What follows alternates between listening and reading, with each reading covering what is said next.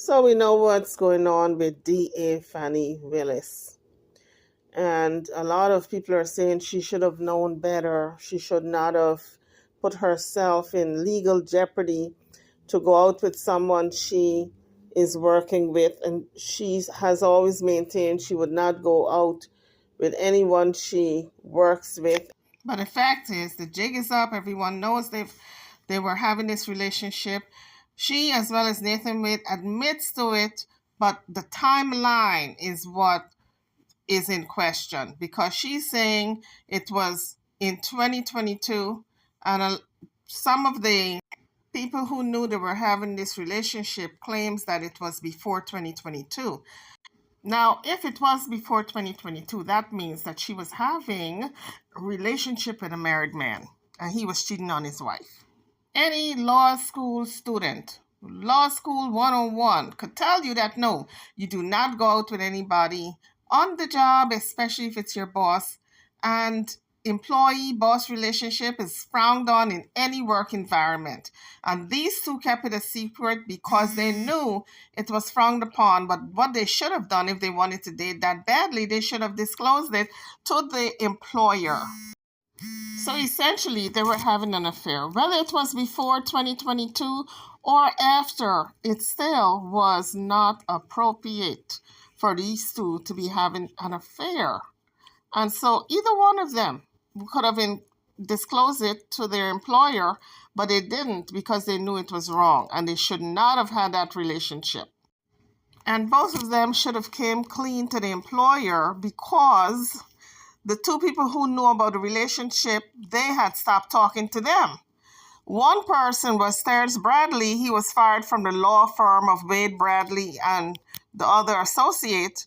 The other person was Fani Willis' good friend. They went to college together. They had a falling out, and this woman got fired. So these people knew about the relationship, so they should have came clean and preempted them from spilling the beans in the future.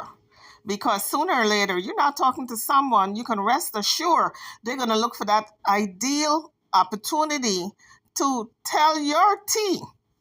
So Fani Willis, as well as Nathan Wade, need some kind of disciplinary action, in my opinion, because both of them are former judges and they should know the rules when it comes to ethics and when it comes to having a relationship in the workplace.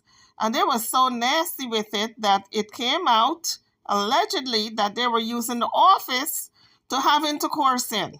Attorney Terrence Bradley said she came to the office. One time he saw her and they met in the back room. She and Mr. Wade met in the back room and he don't know what they were doing. And then the prosecuting attorney said, were they having sex in the office? And Bradley said, I did not see any such action. I don't know. But he didn't say they did not. And that is the problem. So Judge McAfee is about to come out with his ruling. If not Friday, maybe sometime next week, Monday or Tuesday. But I don't think that she's going to continue on the Trump's case. They're going to have to reassign that case to some other DA. And I don't think any other district attorney in the state of Georgia is going to tackle that case because Fani Willis tackled the case of Trump because she have an axe to grind. Fani Willis is from Fulton County. That's the county she represents as a DA, but other counties are primarily for Trump. So I don't think any other DA is going to pick up that case. So I think Judge McAfee is going to rule that Fani Willis is off the Trump investigation, and that's going to tank her ability to run again. But that's the least of her problems right now because now the Georgia Senate wants information on Fani Willis. Now, a lot of lawyers are saying now that the Georgia Senate is involved, that the next step for Fani Willis, if she's lucky, she might keep her license to practice law. But that's what they're saying. The next step may be disbarment. And the bad part is not only did she lie, Nathan Wade lied, but also Bradley lied on the witness stand in front of the judge. That's the bad part. And Bradley was not a judge, but Nathan and Fani were judges. I have to say allegedly because nothing has been proven in a court of law, but it was kind of pretty transparent and obvious in my mind. So everybody pretty much know that what they were doing on the witness stand was lying, outright lying. As you come onto the page, don't forget to hit the like bell and subscribe to the channel. Thank you. Now, I don't have the emails, but Megyn Kelly have the emails. Let's take a listen. Here in front of me, the texts.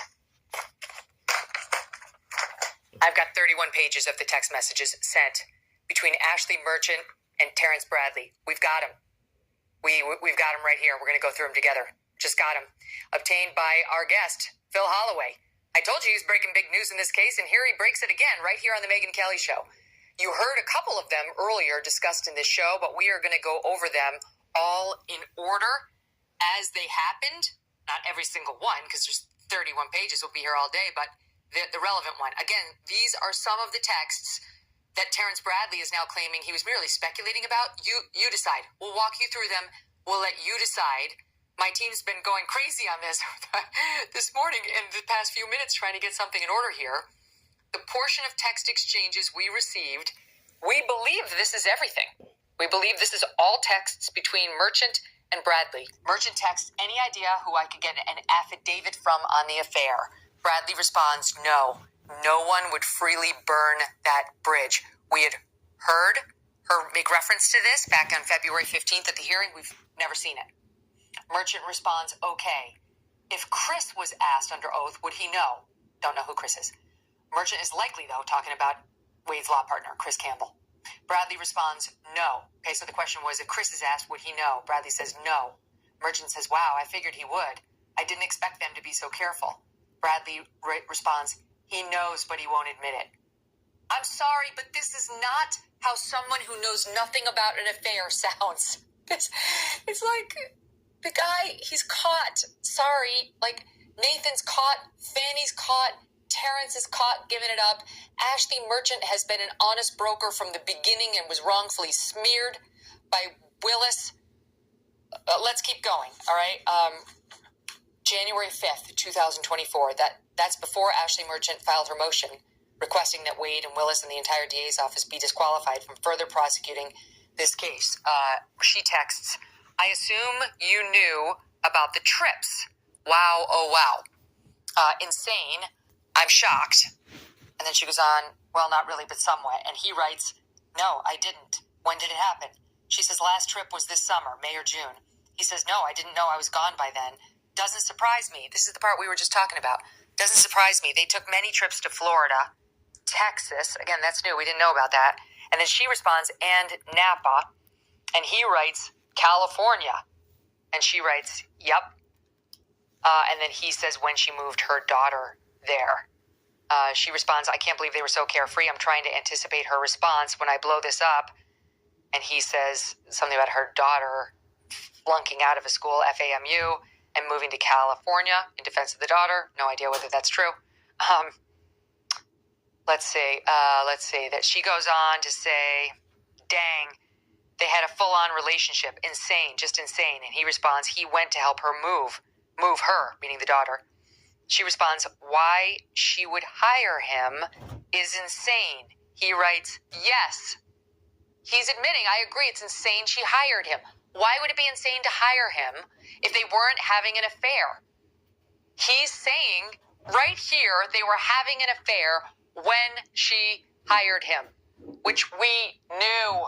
It was obvious. That's what the evidence has shown. And this is where the text we went over earlier comes in, which we'd only seen a portion of earlier, where she responds, like, just date him. Don't hire him.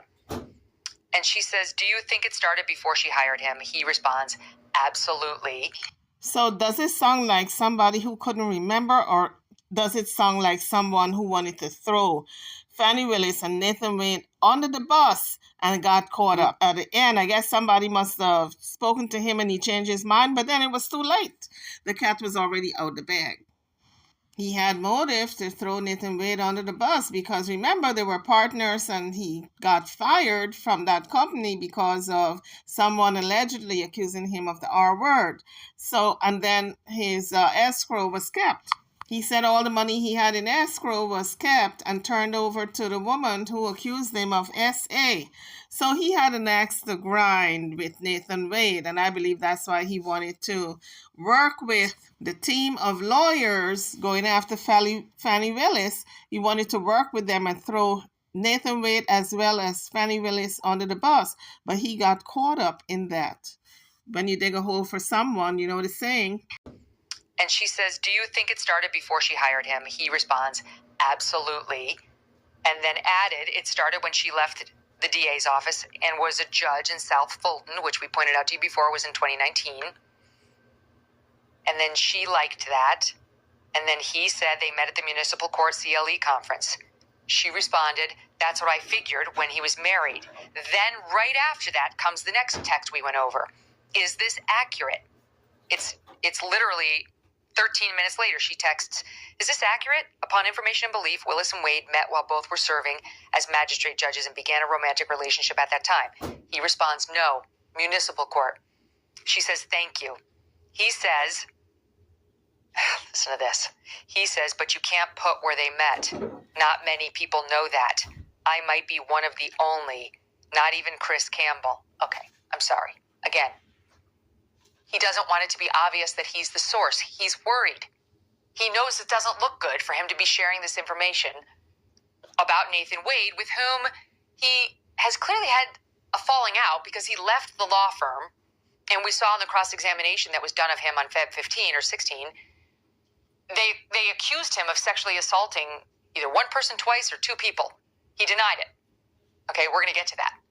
But he's clearly helping counsel for the defense in this massive case against Trump and Michael Roman and the others, and he doesn't want to be outed. You can't put that in there where they met. Not many people know it. I might be one of the only ones, not even Chris Campbell. Okay, let's keep going. She says, I'm not. She also got stuff from the divorce lawyer. I got a ton of stuff. He says, like what else? Then he says, when will it drop? He's anticipating it, guys. He's anticipating it. When will it drop? He is screwed. He is so screwed. It's so obvious. The judge has access to all of this. He knows what we know. She says, Monday's my filing deadline. You won't be involved at all. Well, that turned out not to be true. He finally turned over his financial documents, which show he paid for Fanny's Delta flight. It has her name on it to California Napa vacation, and he paid for a Royal Caribbean cruise for them. This is Ashley Merchant finally realizing about all the trips. Blah, blah, blah, blah, blah. Then she asks him, this is January 5th, do you even talk to him anymore? And then she said, let's see, Fanny is the one in most trouble. She didn't get county approval to hire him. She's required by statute to do so. And he seems to be responding to, do you even talk to him anymore? No, I don't. That's also kind of interesting. Okay, then she says, I can send you a draft. I'm almost done with my motion. I can send you a draft. Can't wait to hear about your trip. And he says, okay. Happy hunting, LOL. I'm sorry, but there's like a 180 between this person in these texts and the man we saw on the stand. Happy hunting. Don't identify me. Like offering ideas, volunteering information. It continues. Let's see. To your knowledge, has Nathan ever prosecuted a felony? I can't find a single one. Never in his life has he ever prosecuted a felony. She writes, that's what I found too. It's bad. He asks her, send a rough draft. He's asking her to send him the motion. Merchant responds, let's see. Okay. Promise not to share it. I don't want it leaked before I file it. I protected you completely, by the way. He says, I promise you won't share it. They're working together. There's nothing wrong with that, by the way. He's not doing anything wrong. It's what this confirms is what we knew. He had information that was non-privileged from Nathan Wade.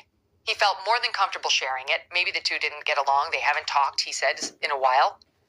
And he obviously wanted Ashley Merchant and the defense to know. He wanted them to know that this is the truth. This is before Wade and Willis have taken the stand to deny it under oath. Maybe Terrence Bradley's thinking They'll admit it under oath. He says to her they're going to deny it. One thing to deny it privately to a lawyer or to the press, quite another to do so under oath. All right, let's keep going. She says, not that you needed protection, but I kept you out of it. Let me know your thoughts. Now, of course, she wants to keep him out of it. I gotta have a glass of water. This is a lot. She's trying to keep him out of it, but she can't keep him out of it. Ultimately, she's not going to be able to keep him out of it. Okay, then he responds, this is about an hour and a half after she texted him the motion. He responds, I really appreciate you keeping me out, but I think you need to add me in. Footnote 15, because I had a contract as well. That way it doesn't seem like I was involved. And here it is. Here it is. This is the prelude to the text we went over where he said, add me to footnote 15 and how much I made. And she says, I took you out. I can add that back in. Good point. This is the prelude to the text we read you earlier, where he's saying, I appreciate you keeping me out, but you need to add me back into that footnote because I had a contract as well with the DA's office, he means. And that way it doesn't seem like I was involved. You guys all see it. You know what he's doing. Of course he doesn't want it out there that he was helping, but he was helping. Okay, keep going here. She says, I took you out. I can add it back. Good point. Yes, add it back, he says. She says, anything else? Anything that isn't accurate? He says, looks good. We've been over that. She loved that. Looks good. How do you think they will respond? I'm trying to anticipate. He says, did you look at campaign contributions? I can't remember what we gave her when she was running. She says, good idea. And Sonia Allen now. How will they react to this? She reiterates, attack me? Give the stupid no fear or favor speech? He says, no, they will deny it. They won't attack you. They're going to deny it. And she says if they deny it, they will become public liars. Okay, let's see. I'm just reading here. 1/6/24. This is a lot of back and forth around 1/6/24. I am shocked she paid him so much. How did they think they wouldn't get caught? So careless. This is Ashley Merchant. Why not just not pay Nathan? Lord. Terrence Bradley. Arrogance. This is so telling. This is fascinating. I am shocked she paid him so much. How did they think they wouldn't get caught? So careless. Why not just not pay Nathan? Arrogance. Okay, moving on. Okay, she says, I may subpoena the detail. She seems to mean security detail, but wasn't sure if it would help much. Those guys know it all. Here's his response. This is 1/7/24, 12:12 p.m. Yes, but they changed. You need to subpoena their original detail and current detail. You really want the guys when she was initially elected. And you tell me, audience, was she initially elected prior to hiring Nathan Wade? Yeah, she was. She was elected in 2020. Why would Terrence Bradley be saying you've got to get her original security detail she had back in 2020? You really want those guys. Why would he be saying that when she's saying I've got to get the detail? Those guys know it all. If the affair wasn't going on in 2020 when she was initially elected. It's right here. The judge has this. He knows what we know. Terrence Bradley saw what Robin Yurty saw. This affair was going on for years prior to 2022, and these two lied. They took the stand, and in my very well-educated opinion, told lies under oath to this judge, to these lawyers, to Fulton County, to all of us. To all of us. He's divulging this with zero questioning by Ashley Merchant. She's not prompting him which detail? Tell me when. That's not what's happening here. All right, keeping going. Okay, other than security detail, she writes, can you think of anyone else who can confirm their romantic relationship? Obviously leaving you and Chris out of the mix. Maybe her kids? Other coworkers? He responds, her kids, yes. Where's the Mr. Maybe I need to pause here and show the audience Where's the sod Deb where he's like, I only had one conversation about this. Do we have that cut? Only ever had. Okay, can I just want to play for you. I'm going to interject in the midst of these text messages what he was saying yesterday on the stand, which was literally, I only ever had one conversation with Nathan Wade, privileged or otherwise, only one, about his relationship with Fani. And now he's like, get the detail back in 2020. They're going to know it all. So it's no secret anymore. Fani Willis as well as Wade is in big trouble because it's apparent that they lied. I have to say allegedly because a judge needs to decide if they really lied or not. But what we do know from the flow of conversation between Terrence Bradley and one of the prosecutors, the flow of conversation says otherwise. He says he did not lie. Those emails are telling a different story. So Terrence Bradley have a lot to answer too. You can see how the flow of the conversation went. And you can really see that he knew exactly what was being asked of him in these emails that he said he could not remember. And these emails are only about a couple of months old, maybe 4 months. So you want to tell me his memory is that poor that he cannot remember 4 months back, just about? So he shouldn't be representing anyone if he can't remember not even 4 or 6 months back. I'm not saying she should not have taken on the case of Trump because he was trying to steal an election with the votes out of Georgia. But what I'm saying is she should have crossed her I's and dot her T's before taking on that case because she knows how Trump is. He will dig for dirt. And apparently he found dirt, or I should say his team of lawyers found dirt to go after Fani Willis. I guess it's a lesson learned for all of us that when we're coming after people or going after people, we got to make sure there are no skeletons in our closets. As you leave the page, don't forget to hit the like bell and subscribe to the channel if you haven't done so as yet. Thank you. So you guys heard the reading of the emails. Now you all can make up your own minds and make your own decisions. I am over and out on that note. I see you guys on the next one. Thanks for watching.